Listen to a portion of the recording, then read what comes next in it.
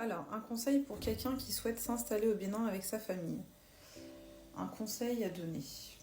Franchement, j'ai pas qu'un seul conseil à donner déjà. J'en ai plusieurs. Bien se préparer. Bien se préparer parce que s'installer, c'est pas voyager. D'accord. Les gens ont tendance à penser que s'expatrier en Afrique, c'est quelque chose de pas cher, c'est quelque chose qui va être relativement accessible. Non, parfois c'est même plus cher.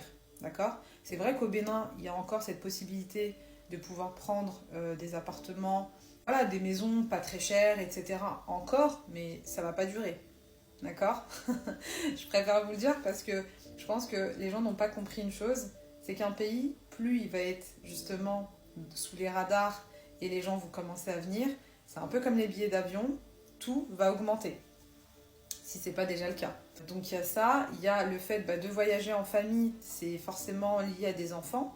Donc qui dit enfant dit scolarité, il faut qu'ils puissent s'adapter aussi au climat, à l'entourage, de faire de nouveaux amis, etc. Donc tout ça, c'est à prendre en compte.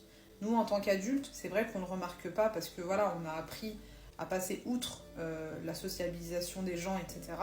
Mais les enfants, ils en ont besoin. Alors après, en termes de localité, moi je recommanderais Cotonou, dans le sens où voilà, vous avez vraiment tout sur place.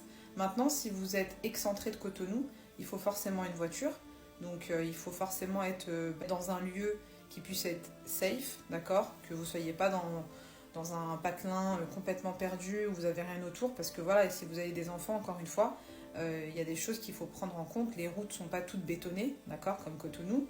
Il y a des accès où c'est encore difficile. Il y a des villages en fait où vous ne pouvez pas accéder facilement, etc. Donc réfléchissez vraiment à la localité.